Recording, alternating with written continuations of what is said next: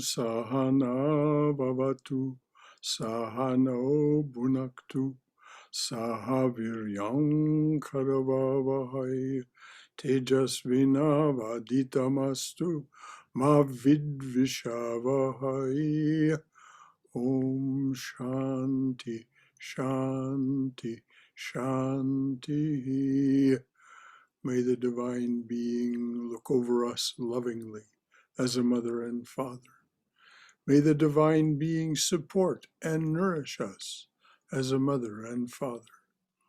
May we have the strength and skill to study together the art of spirituality. May no misunderstandings arise amongst us.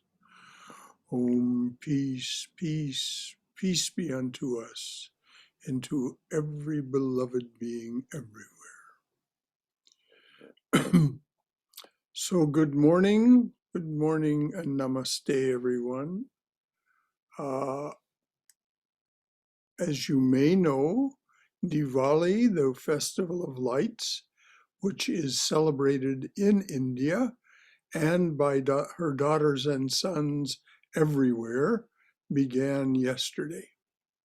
Happy Diwali, you all. Happy Diwali. So that's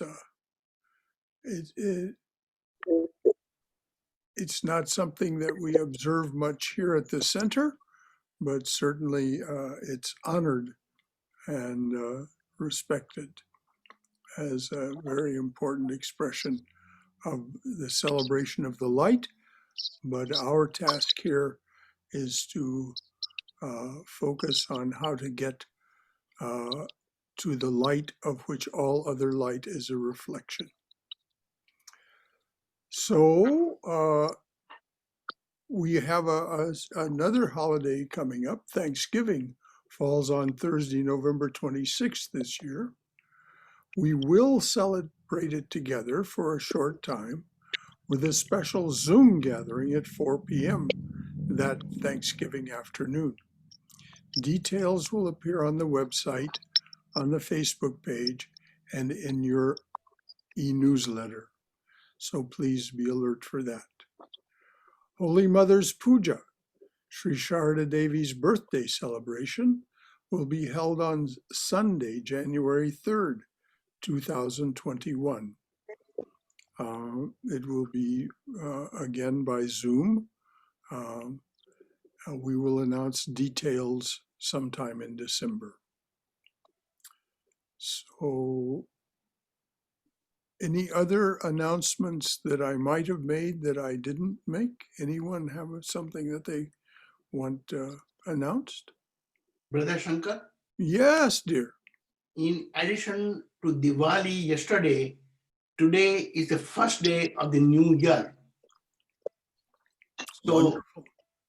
our chance to enact the prayers that we have been saying for over the years, to start this as the first day of a new year, giving us a fresh page and a fresh chance to relive our life. Ah, very good. Very good. And that new year begins, you say, tomorrow? Today. Today. Oh, Okay. well, how auspicious. How auspicious. Well, Happy New Year, everyone. Happy New Year. Hey, I'd just like to remind everybody real quick, just to please remember to mute your audio unless you're speaking. There's something coming through that's a little, disruptive. So just remember to mute your audio, please. Thank you.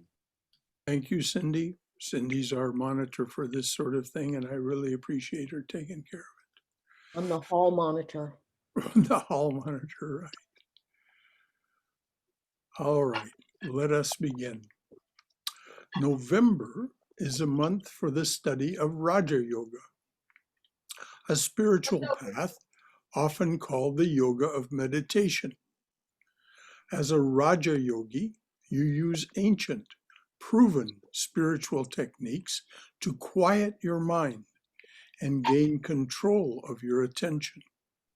Regular daily practice of Raja Yoga increases your ability to concentrate, and may lead to meditation.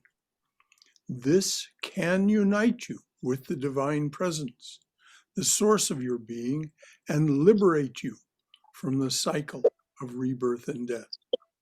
Raja yogis call the state of final liberation kaivalya, independence. Final liberation means going beyond all time, space, and causation, reuniting yourself with Prakriti or Brahman, depending on how you think of it.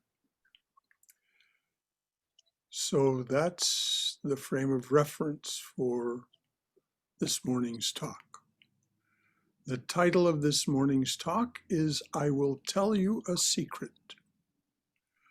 Swami Brahmananda, the spiritual son of Sri Ramakrishna and Sri Sarada Devi, said, I will tell you a secret. You may not fully understand its meaning now, but in time, its truth will dawn on you. And this truth is that every man's will and mind lead him progressively toward good. Some are led along thorny paths, and some are led along smooth paths, but all reach the same goal.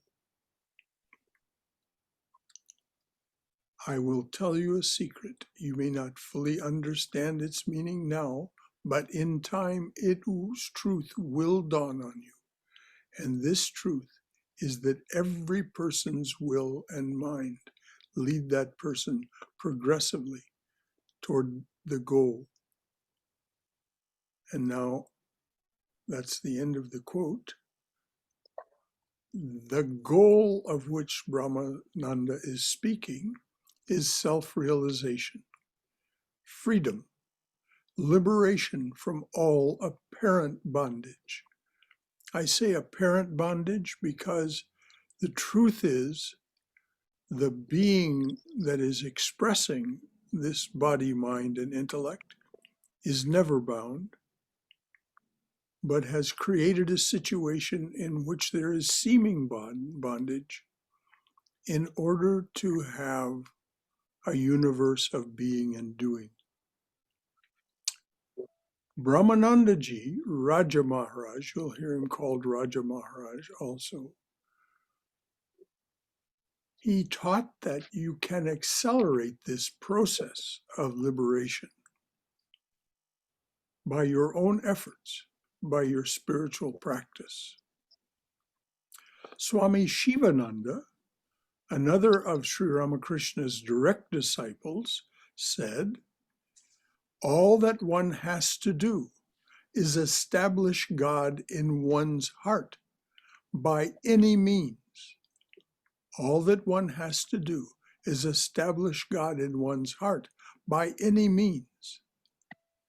Then one need make no separate effort to build up a moral character. All such divine qualities as truthfulness, kindness, love, and so on, then come to one as a matter of course. Having established God in your own heart, you need make no further effort to build up a moral character. All such divine qualities as truthfulness, kindness, love, and so on, then come to one as a matter of course. Shivananda was echoing Sri Krishna's promise. This is a quote from the Gita. Though a man be soiled with the sins of a lifetime, let him but love me, rightly resolved in utter devotion. I see no sinner. That man is holy. Holiness soon shall refashion his nature to peace eternal. O Arjuna, O Arjuna, of this be certain. The man that loves me, he shall not perish. So let's go through that bit by bit. Though a person be soiled with the sins of a lifetime, in other words, we may have been missing the mark. That's what sinning means. Missing the mark, being deluded for a lifetime, or maybe even more than one lifetime. Let that person love me, rightly resolved in utter devotion. I see no sinner. What does that mean? It means your karma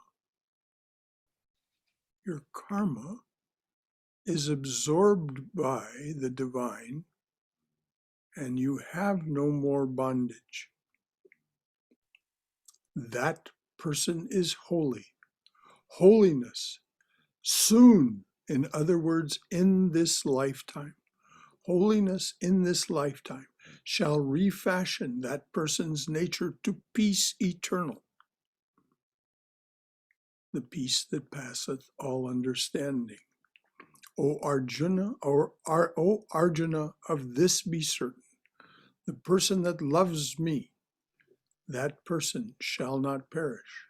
They will become immortal. So that's from Bhagavad Gita, chapter 9. This morning, we'll discuss evidence of spiritual progress in your life and explore how the principles and practices of Raja Yoga can be the means to establish the presence of God in your heart.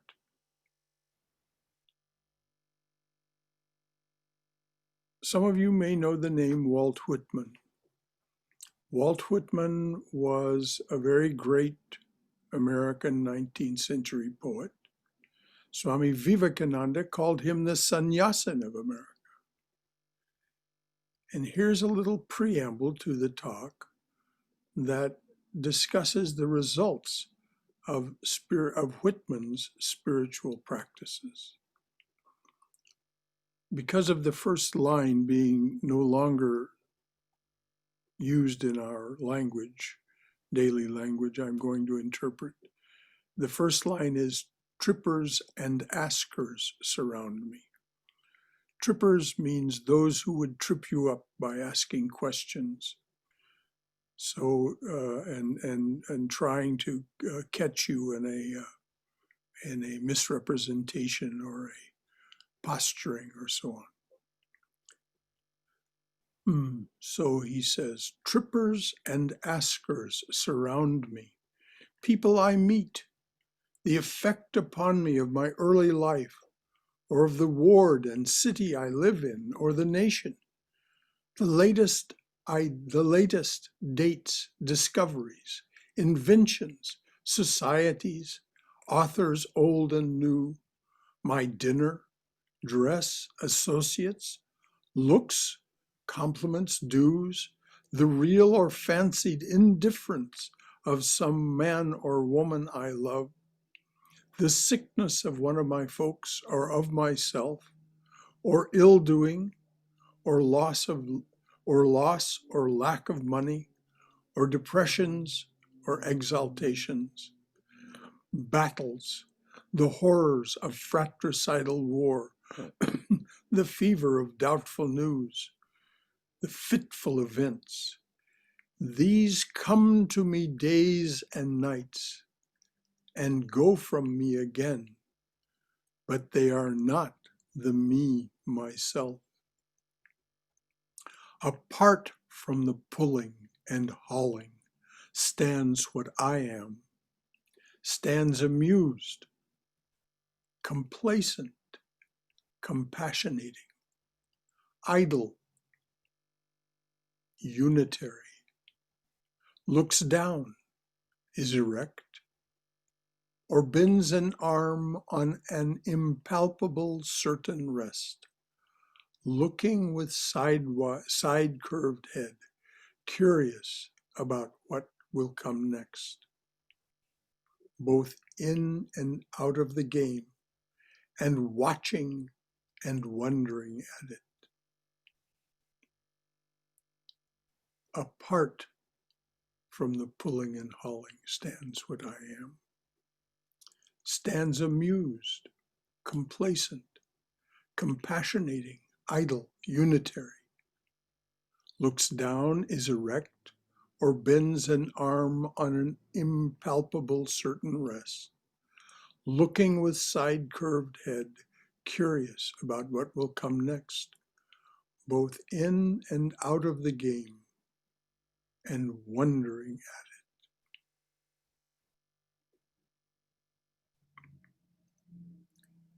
it. This is a statement of someone who is liberated,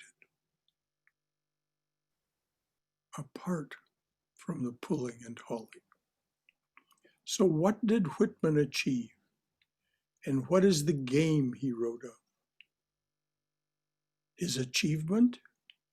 He is active, and Whitman was very active and traveled and spoke and wrote and served as a nurse in the war between the states, the Civil War. So he was very active, but utterly unattached. These come to me days and nights and go from me again, but they are not the me myself. Apart from the pulling and hauling stands what I am, both in and out of the game and watching and wondering at it. This pulling and hauling, that's the game, and that's Maya. The capital R reality, fragmented into name and form by your body, mind, and intellect. Maya. Maya is the capital R reality, fragmented into name and form by your body, mind, and intellect. In the words of the scriptures and of Sri Ramakrishna, Mother's world bewitching Maya. "O Mother," cried Sri Ramakrishna, "let me not be deluded by your world bewitching Maya." "O Mother," the Master cried, "let me not be deluded by your worldly bewitching Maya." As you sit there this morning, how much are you both in and out of that game? What are you doing to establish God in your heart by any means? Now, as I've been saying each week, what comes next is not meant as personal instruction for you, not meant as something you should do or must do. It's not dogma. It's not doctrine. It's just an observation of what is possible for us if the desire to do it and be it arises in us, which is in itself a grace. So in that spirit and in that context, here's some guidance from Patanjali as offered in his Yoga Sutras, the foundational workbook of what we're studying this month, Raja Yoga. First principle, make an effort. This is Patanjali. Make an effort to walk the middle way of moderation. Exercise control over your passions and appetites. Second principle, study the scriptures and other holy texts and pray and make japam. Now, make japam means chant a mantra.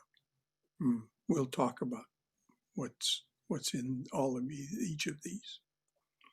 Third principle, offer your work and your play, all of your actions, to God. Only you know how much of that you are doing and how well you're doing it. But your presence with us this morning is strong evidence that something is happening, that is out of the ordinary. There are millions of people within a few miles of this place.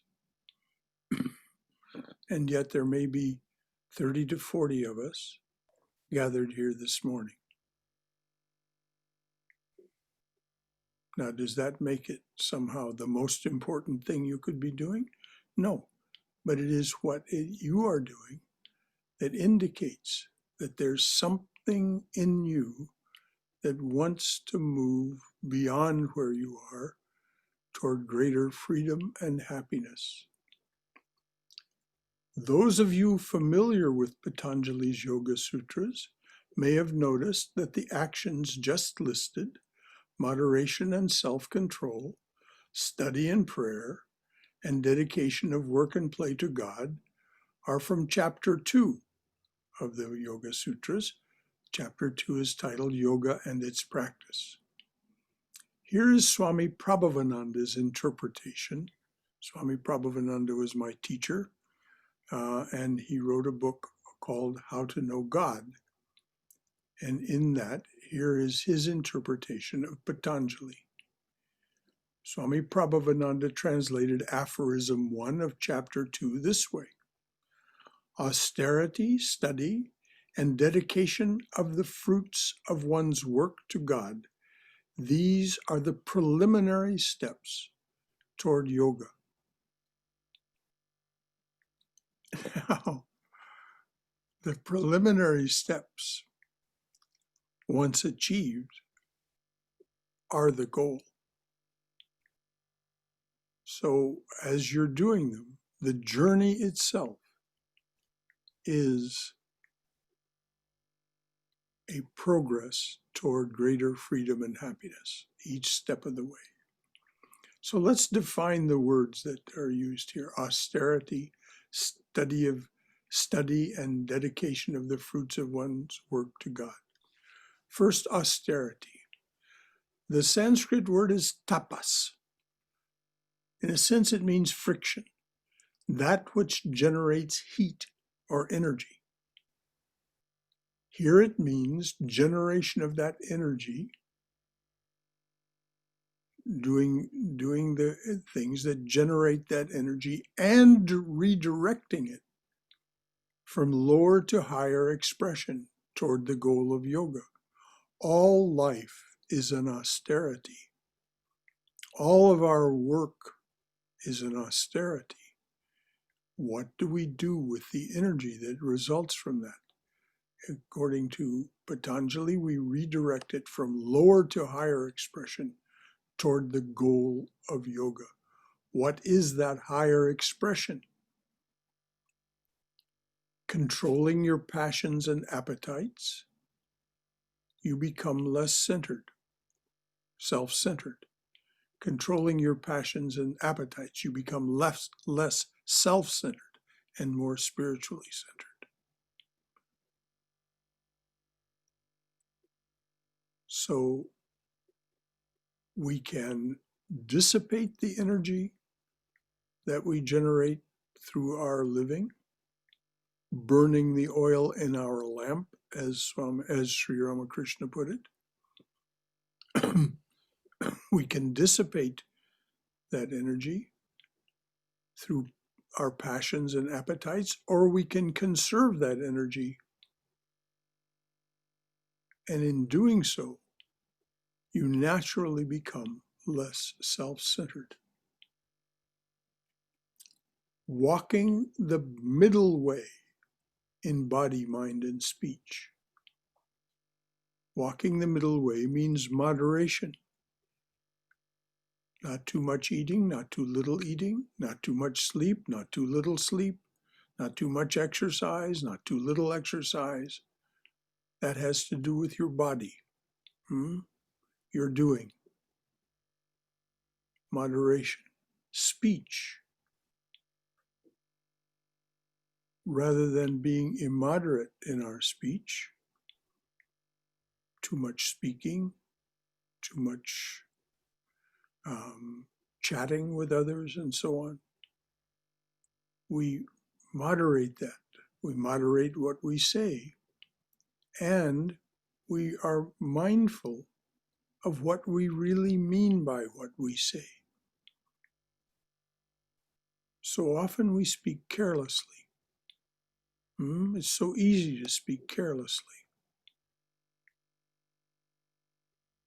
When we don't pay sufficient attention, first of all, we're not going to be properly understood by the person who's trying to hear us. And secondly, we will say some things inadvertently that we really didn't mean to say in that way.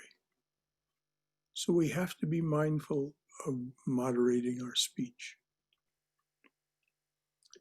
And finally, the mind, what we think, especially what we cherish and what we despise. The next principle is ritual worship, which includes control of your doing, saying, and thinking for the time spent in worship. When you do ritual worship, there is a formula that you're following. So naturally, you're controlling what you're doing, saying, and thinking for the time you spend in worship. This has a very positive benefit. It yields concentration, and in time, if you persist in ritual worship, there is a breakthrough in which you begin to understand in a very heartfelt way what it is you're worshiping. And so then it yields not only concentration, but devotion. Next principle, study. Study means to read and reflect on the truth as written in scriptures and other holy texts. Read and reflect. Shravana, manana. We don't just read what's there, even if we memorize it. We reflect on what it is by comparing what it says with how we think, speak, and act. The scriptures say this is an auspicious way to think, speak, and act. And so in our reflection, we compare what we're doing, thinking, and saying. And study also means making japam, praying or chanting a mantra. Why a mantra? A mantra, by its nature, contains the revealing power of the word. Om and other bijas. Bijas are systems of sound that don't have a literal meaning, but because all of creation is made of vibration, it is a special vibration that has particular effects, and I'll describe more about that in a few minutes.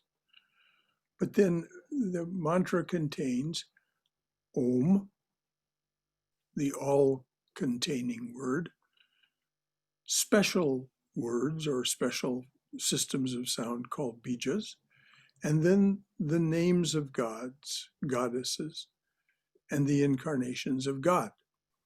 And as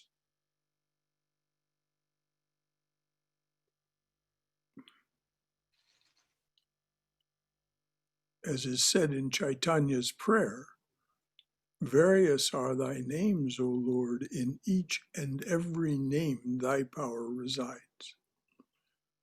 So when we chant a mantra or pray using these same formulas, these same kinds of words, there is a specific effect. As I said, I'll discuss it. Next principle that was in that sutra, dedication of work and play because even play is by this definition work. Dedication of all of that to the Lord. We're all very active. Therefore, one way or another, we're practicing karma. We can, and the karma means action, we can turn that to karma yoga. One of the principles of karma yoga is to offer all of your actions and their fruits to the divine presence. So we can turn our karma into karma yoga, in which every action performed is an offering of devotion to God. Why do that? One of the things that binds us, part of our bondage, is this attachment. Attachment to results, attachment to activities because they yield pleasure, avoidance of other activities because they yield pain. When we do this practice of offering everything to the divine, it yields non-attachment.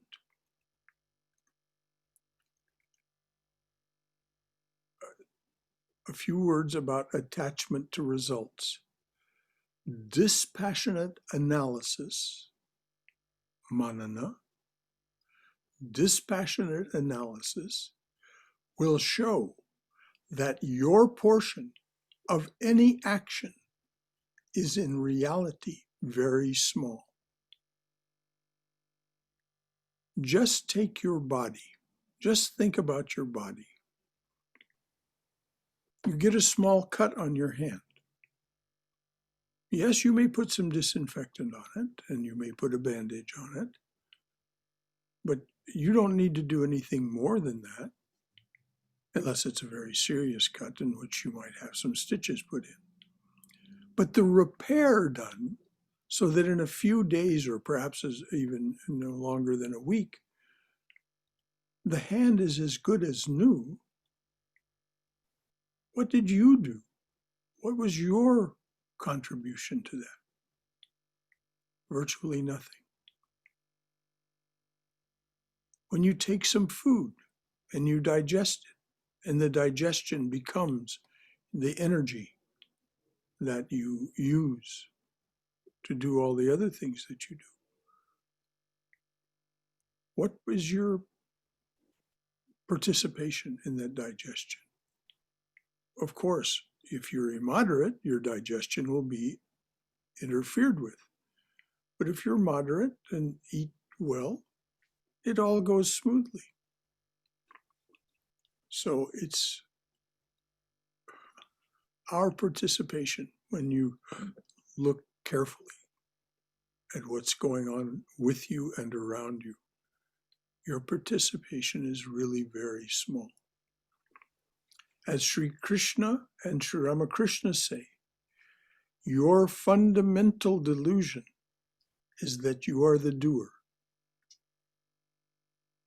So dispassionate analysis will show, regarding the results, regarding actions themselves and their results, will show that your portion of the action is in reality very small. As Sri Krishna and Sri Ramakrishna say, your fundamental delusion is that you are the doer. And this is the root of our egoism and entanglement. And egoism and entanglement are the source of our suffering. So what happens when we practice these preliminary steps toward yoga? Here's what Patanjali says in aphorisms 2, 3, and 4 of chapter 2. Thus, we may cultivate the power of concentration and remove the obstacles to enlightenment, which cause all our sufferings. These obstacles, the causes of a human being's sufferings, are ignorance, egoism, attachment, aversion, and the desire to cling to life. Ignorance creates all the other obstacles. They may exist in a potential or a vestigial form. They may exist in a potential or vestigial form, or they may have been temporarily overcome, or they may be fully developed.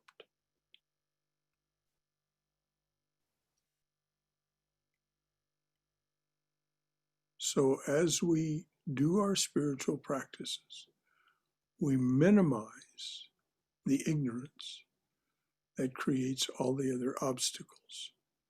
We'll talk about how. So focus your attention on aphorism 2, the power of concentration.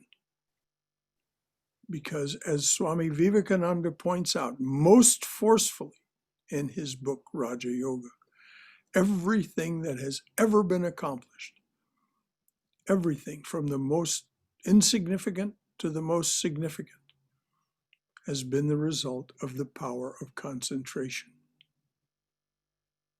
So we focus on the power of concentration. The opposite of concentration is distraction. Now, there's a very interesting word in Sanskrit that is used as a summary word for all of our distractions, for all of our ability to be distracted. It is vritti. Vritti means whirlpool. Now that is a wonderful, wonderful poetic image. If we think about what a whirlpool does, it pulls us down. So all of our vrittis, all of the vibrations, all of the activity in our mind stuff, all of these vrittis are pulling us down from our inherent, inborn knowledge of the truth. They are the distractions. Now, it's not like we're being bad and wrong. This cannot exist. This universe of being and doing cannot exist unless we're distracted. Because if we become undistracted, we say, "Whoa, I want out of here. I don't want this cage of flesh and bone." Or if I do want this cage of flesh and bone, it is as a choice. As Sri Ramakrishna and those who came with him made the choice. How great was thy sacrifice, freely choosing thy birth in this prison, our iron age. So it frees you from compulsion. Freeing you from distraction frees you from compulsion. Distraction keeps us from seeing what is self-evident. This is how a magician deceives you, by distraction. They distract you with their left hand while they're doing something else with their right hand.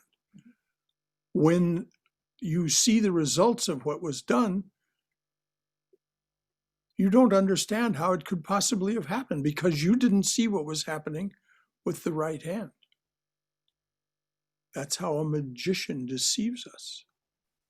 The same is true of Maya. Through our fascination with materialism and vanity, tamas and rajas, the gunas of rajas and tamas and rajas, through our fascination with those, we remain distracted. Concentration allows us to clearly see and therefore know and be motivated by what becomes self-evidence. This is due to the calmness of your mind and the clarity of your vision. When your mind becomes calm, you see clearly. And the many things that you see clearly, and it can't all be enumerated right now, but what you most clearly see is the action of the vrittis. What is pulling you down from what you see when your mind is calm. What is that whirlpool of vibration that is pulling you down? In that state of awareness, you can, with much greater freedom from anxiety and stress, joyously join Walt Whitman in saying, apart from the pulling and hauling stands what I am, stands amused, complacent, compassionating, idle, unitary, looks down, is erect, or bends an arm on an impalpable certain rest, looking with side-curved head, curious about what will come next, both in and out of the game, and watching and wondering at it. This is Jivan Mukta. This is being free while alive, while still embodied. And it is a possibility for each of us. It's because you now identify not with your doing and the results of your doing. You may enjoy all those things tremendously, but you're not attached to them because you're identified with the real enjoyer, the witness, the Atman. And that's what Whitman is describing here, his experience of the witness. He says, that's what I am. And this is not what I am. It's not the pulling and hauling. It's not the activities. And that witness stands amused, complacent, compassionating, idle, unitary.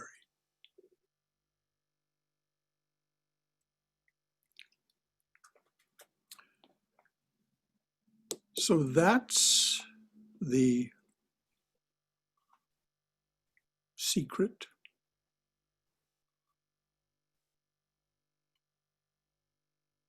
That each of us is being pulled in this direction, and the evidence of your being pulled in this direction is your presence with us this morning. All of this is a possibility for each of us. As I said earlier, it's not a compulsion.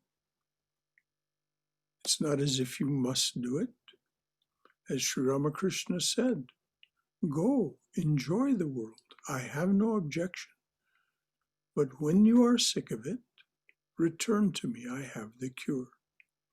And this is one voicing, one explanation of the cure, the Raja Yoga explanation.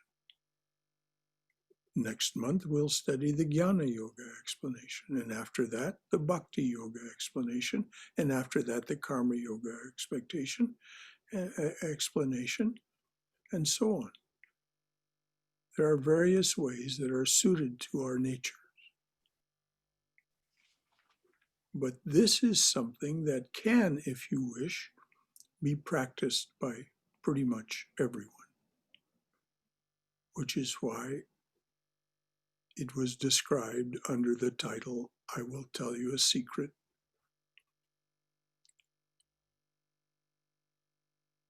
Swami Brahmananda said it one way, Swami Shivananda said it another.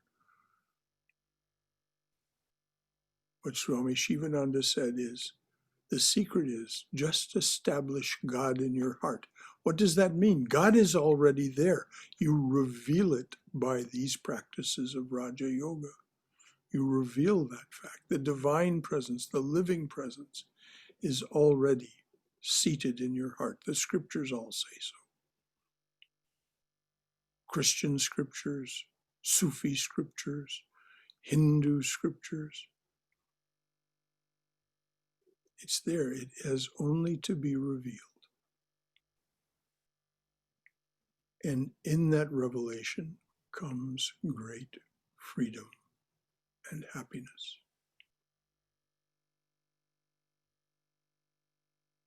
So having offered all that, now we come to the best part, where we share this by making comments, by asking questions so that there's clarification. This is how we study together the art of spirituality. A lot has been offered. What has it given rise to you in you? Please, your comments, your questions, let's do this together now.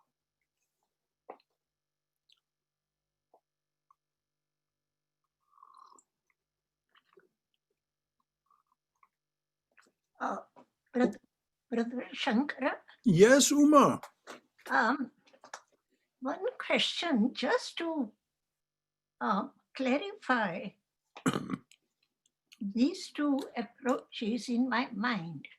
In the first one, Raja Maharajji, Brahmananda Swami, you quoted, first establish God in your heart, and everything, all these virtues and all these disciplines, whatever name you want to give, austerity, etc., will come in course of time.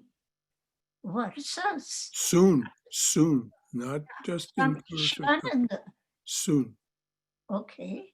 And compared to that, Swami, Shivananda's approach was, as I understand, that you follow all these disciplines or austerities, which you named first austerity, then that is tapas, then moderation, study, all the Patanjali principles. What does it happen according to Brahmananda's approach? Like, does it happen automatically if you are devoted to God, or does it, if you follow spiritual practices, the process is accelerated? That's it. It's accelerated. Okay. This is what's meant by soon. And soon is the word used by Sri Krishna in chapter 9. Holiness soon will transform your very nature. We start down the path of doing these things. And then as Sri Ramakrishna makes this huge promise, and he makes it without qualification, without ifs, ands, or buts. He says, practice just a little, and someone will come forward to help you. Who is that someone? The divine presence that already exists within us. Call her Kali, call her Krishna, call him Jesus, call her Mary, call her Sri Sarada Devi, call her the formless living presence without a name at all. It doesn't matter. That is what, because that's what manifests. And so it's a completely interactive and spontaneous process. As Swami Brahmananda, when he was studying the qualifications of a student, as written by Adi Shankara Acharya, he was studying that with Swami Turiyananda. And Swami Turiyananda was going over these qualifications, which are high bar qualifications. And Swami Brahmananda said, well, Turiyanandaji, if you meet all those qualifications, you've achieved the goal. If you actually are all those things that Adi Shankara Acharya says you must be, then you've achieved the goal. And Turiyananda just smiled a big smile and said, I see you have solved the mystery. Doing it is the adventure. doing it is the goal. And so it spontaneously arises in us. And Sri Krishna spells it out so nicely in chapter 9. All of this will be posted online, by the way, if you want to go over these quotes. Swami Brahmananda's, Swami Shivananda's, Krishna's, Sri Ramakrishna's. It's all there. Thank you, Uma. That was a very, very good question. Just exactly. It's like when you start a machine. You get everything ready to start the machine, and you put the power to the machine, and the machine then begins to produce its results. That's right. Anyone else? Beautiful. Thank you.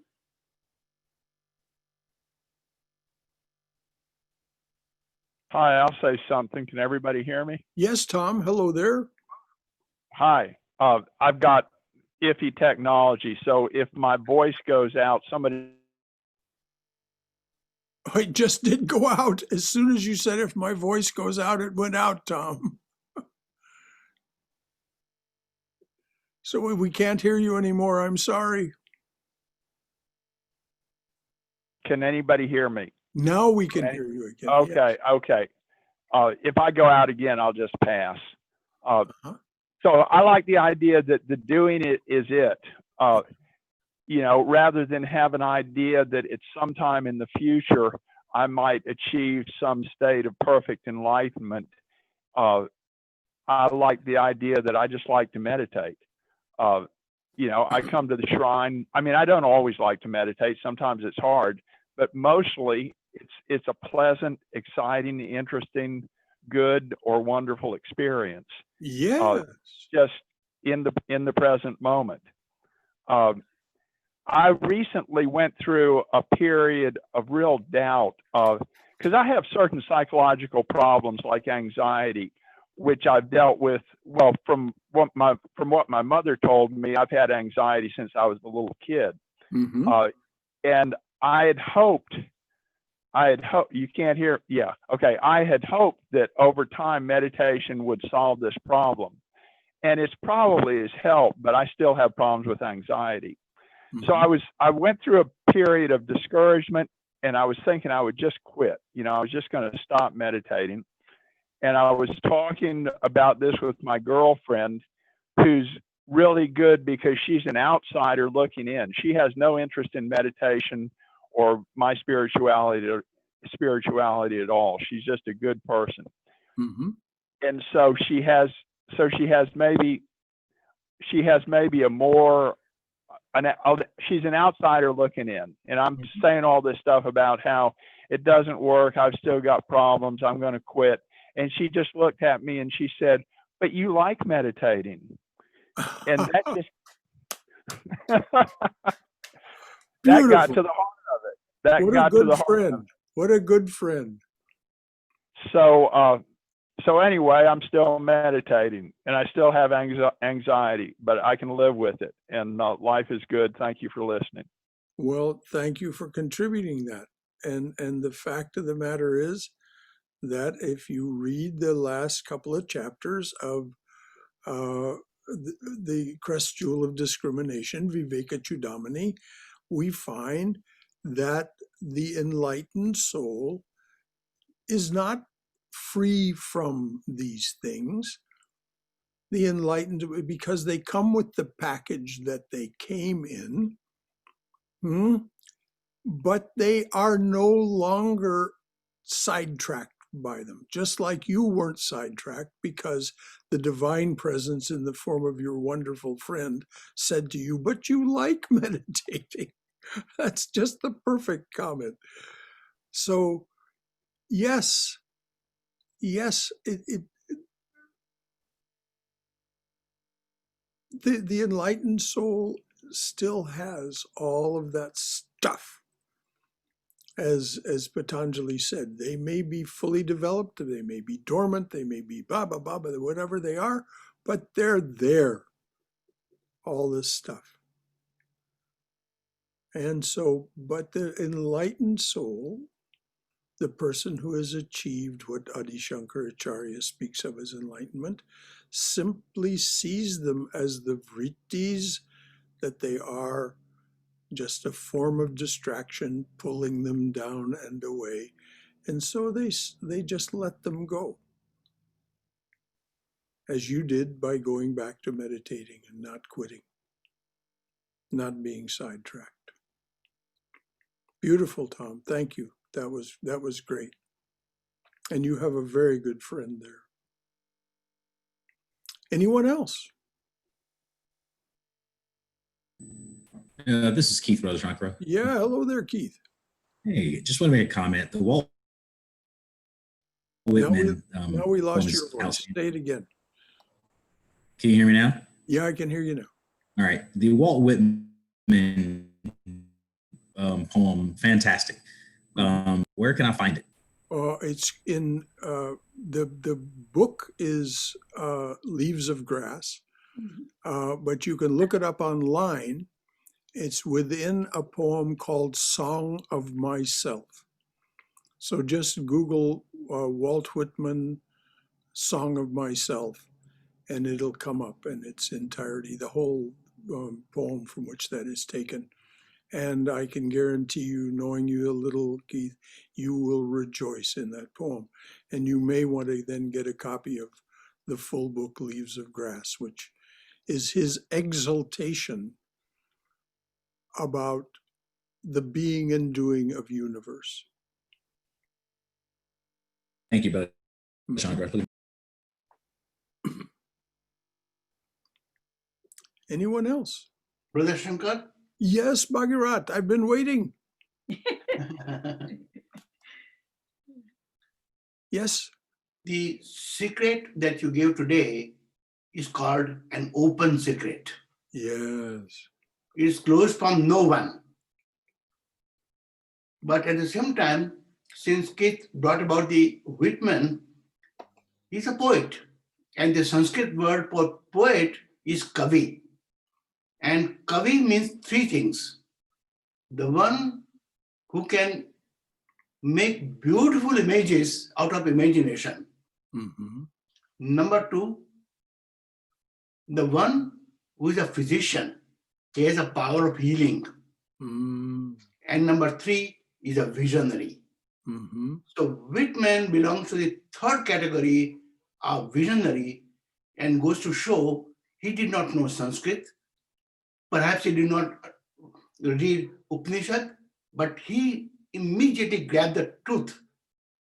That ability is confined to certain people, and poets are one class of them.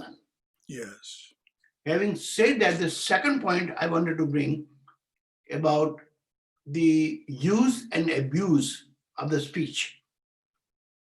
And what you said has been further with the precision of a scientist. The Sanskrit divides our speaking power into four classifications: Pashyanti, Madhyama, Vacha, and Mukharata. Pashyanti is when you speak with a definite vision in your mind. The classic example is Ramakrishna Paramahansa. His language was never written with scholastic, erudite expressions. And yet he passed profound truths in what he said. Mm-hmm. The other extreme is Mukharata, in which we blabber. And this is where most of us are abusing our speech.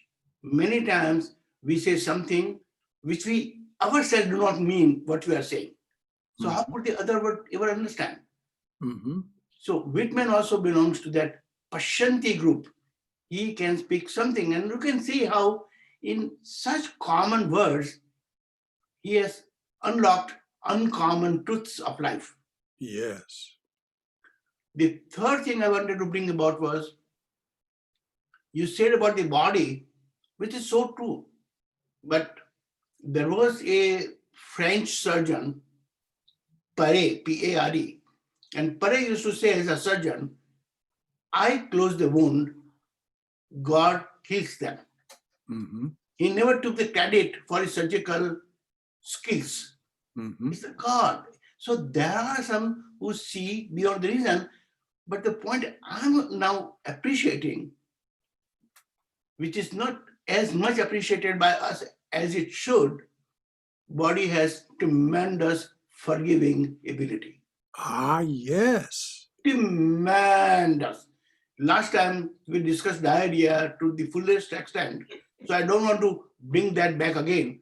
But the moment you overeat or eat something which you should not, the body forgives. Mhm. Just lets you vomit it out, got diarrhea, get rid of it, and status quo, back from where you are. Yes. That power, that is also the secret. The only problem which I see now with the physicians, that when they heal the body, nobody physician ever says that now your body is back to normal. So whatever you do, whatever you want to do with your body, go ahead and do it. We never say that. No. Go merge in the society, and the same ordinary things in which you are absorbed doing, go being absorbed in the same activity once more. Mm. Well, if we re-engage in the same activity, we can expect the same result, can't we? Exactly. So this is why Patanjali says, slowly and slowly replace the lower with the higher. Slowly and slowly replace the inauspicious with the auspicious. Replace the pleasant with the good. Replace the divine, replace the mundane with the divine. It's a spectrum. It's not a black and white, yes and no. No, the mundane, there is no, as Brahmananda also pointed out, show me the line of demarcation where the world of where matter ends and spirit begins. There is no such line. There's no black and white, Brother Shankar, but there is light and darkness. Oh yes. That we can appreciate. Yes, but there's also the gloaming. Yes. And most of us are not wandering around in black darkness. We're wandering around in a kind of gloaming, a kind of a twilight in which we can't quite see clearly. And so sometimes we stub our toe and fall. Sometimes we bump into things. Brahmananda said, light, more light, is there no end to it? That's the result of spiritual practice. So the gloaming disappears as we bring more light, reveal more light. The light is already there. Thank you, Bhagirath. That was very good. Anyone else?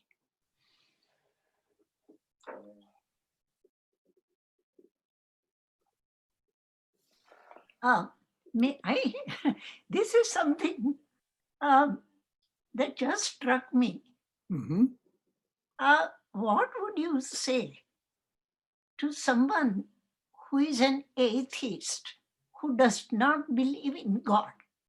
Then what that person should do? Who should he or she establish in the heart to be able to gain self-control or be a quote-unquote good person and follow all the principles of Patanjali? So suppose he is a wonderful human being, that he or she is following all these disciplines, spiritual disciplines. However, they don't believe in God per se. How would this relate what you just talked about if you take the word God out of it? Well, first of all, Uma, I wouldn't say anything to an atheist unless they asked me. Of course. And why would they ask me?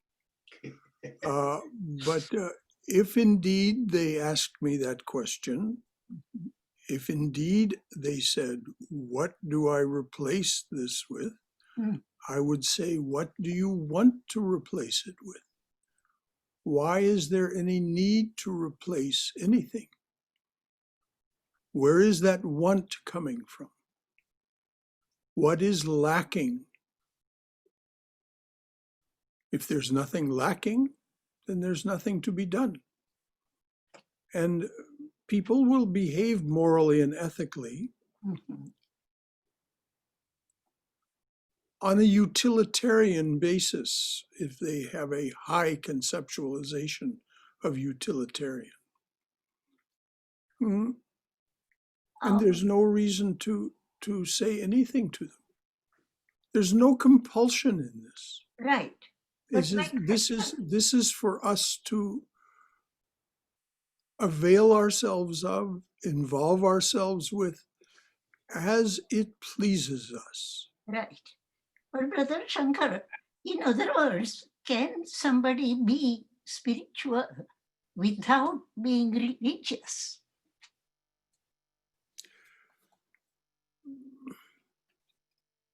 They don't follow. No,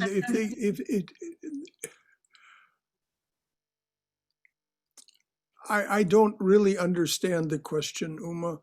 I mean, what is spirit what is the life of the spirit? It's the highest form of religion. Mhm. This is what Vivekananda says when he says, Mhm. each soul is potentially divine. The goal of human life is to manifest this divinity. Do it by work or worship or psychic control or philosophy, one or more or all of these, and be free. This is the whole of religion. Right. I see. I wonder if I could offer an idea. Please, of course, dear. Yeah, my mom was a very strict atheist, so it's just funny to me, and a very moral and ethical person. But she also found a lot of influence from like the Taoist tradition and the Buddhist tradition. Mm-hmm. Just thinking, like for a Buddhist, there isn't necessary, for some Buddhists, there isn't necessarily a God or divine. It would be a different word they would use. Mm-hmm. But I don't think they would split hairs with you. I mean, I think fundamentally the truth is the same, whether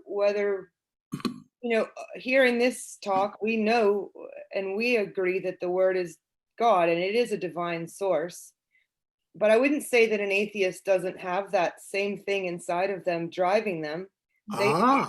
They just don't define it that way, and their aversion is to religion or something. So getting into, I mean, this is my own experience with my mom, getting into a discussion with her about that, it never was useful, but I could see the divine spark in her and hear it in her voice. You know what I mean? Yeah. Well, I certainly do, Sarah Jane. And if indeed we take any of these things seriously, there is nothing but the divine being in its various names and forms. As the teacher who started this place used to say, consciousness, capital C, consciousness is primary and is not plural. All appearance. So yes, that divine spark is in each and every one of us, whether the person themselves recognizes it or not, or cares about it. Thank you so much. It helps me. And suddenly I remember Dr. Gandhiji, who said truth. He used the word truth as synonymous with God.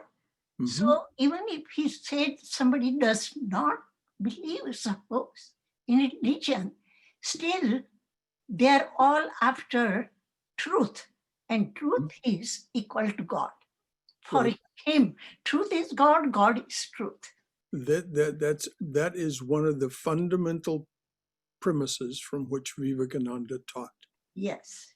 So all pursuit of knowledge is a pursuit of truth. Yes. He says we do not move from error to truth. Yes. If you will, we move from lower truth to higher truth. And so you're absolutely right, both. And thank you very much for what you contributed, Sarah Jane. That is exactly right on point. And Uma, I'm glad it was useful to you.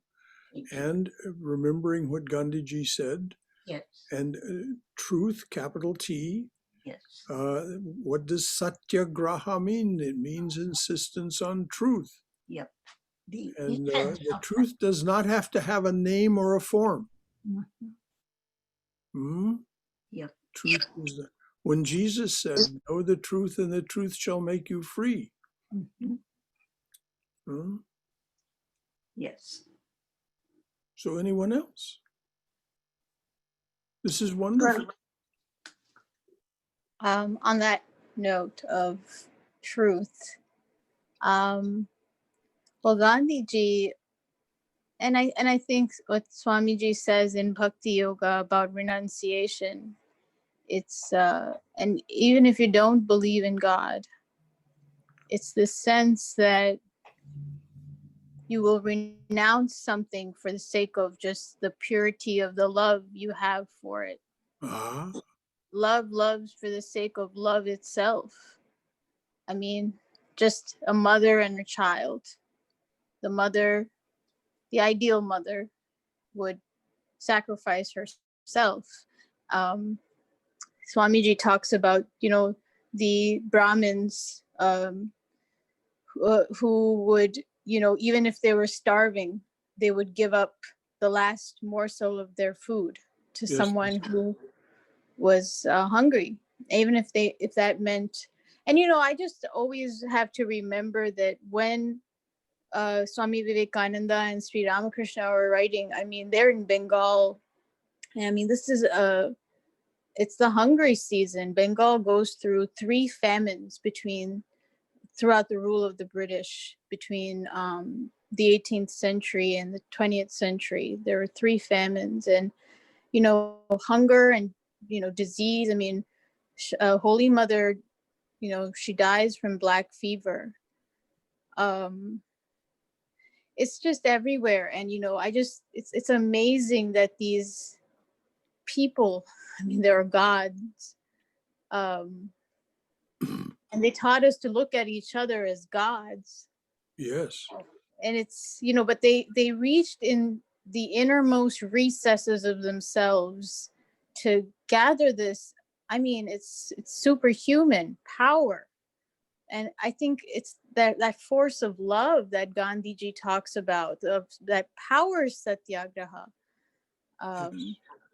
What Gandhiji said about Sri Ramakrishna was, if you want to understand the Vedas, study the life of Sri Ramakrishna. He lived them. And Yes, he said he knew the book of life. right. So we can have great love and devotion to those who choose to come and offer themselves in this way. And Sri Ramakrishna talked about not only himself and Holy Mother, who were one being in 2 forms, he said, and she said, but the rest that came with them, which Sri Ramakrishna referred to as his band of minstrels. Mhm. And they all chose to come. They didn't have to come. And so we have so much to be thankful for. We'll talk about that a little next week. We have so much to be thankful for. In these scriptures and in these teachings, whether they be Patanjali or Gandhiji or any of these great souls. Thank you, Divya. Anything else from Thank you, anyone? Brother Shankara. All right. Well, it's a little afternoon. It's 12:15 actually. So if there are no final thoughts from anyone, we'll close with our regular wonderful translation of this ancient prayer. The translation is by Swami Yogeshananda. Let there be peace in outer space. Let there be peace in us. Let there be peace in the sky, on the earth, and in the waters. Let there be peace in the herbs, the plants, and the trees. May the gods be peaceful. May the whole universe be pervaded by peace. Let that infinite universal peace prevail throughout my being. Om Shanti, Shanti, Shanti. Peace, peace, peace be unto us and to all beings everywhere. And then our final salutation, the love of the Divine Mother, may you be safe, may you be healthy, may you be cheerful, may you have peace of mind. Go in Mother's loving and protective embrace. Jai Shri Guru Maharaj Ji Ki Jai. Durga, Durga, Durga.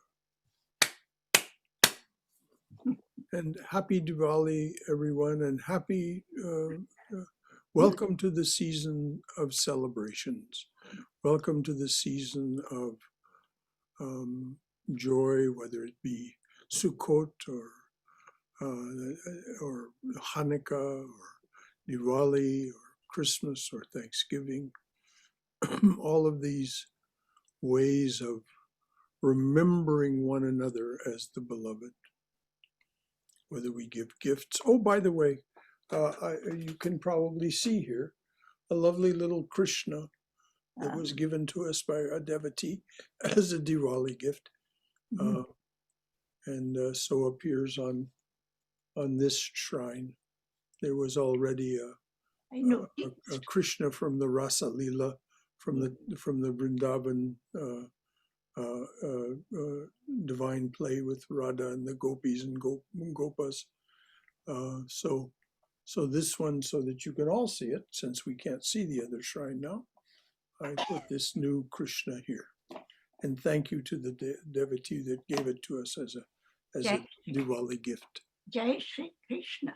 Jai Shri Krishna indeed.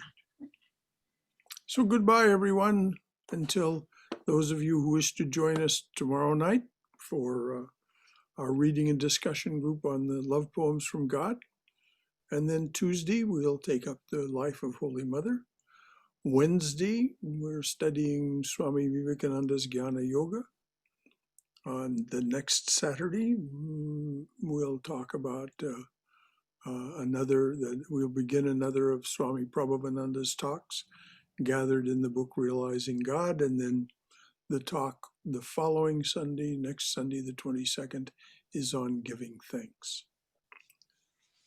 So, see you the next time your sweet and wonderful face appears on the screen, or your name if your face isn't there. Thank you so much, Shankara. Thank you. Jai, Jai, Jai, Jai. See Hari you Om. again soon. Hari Om, Hari Om.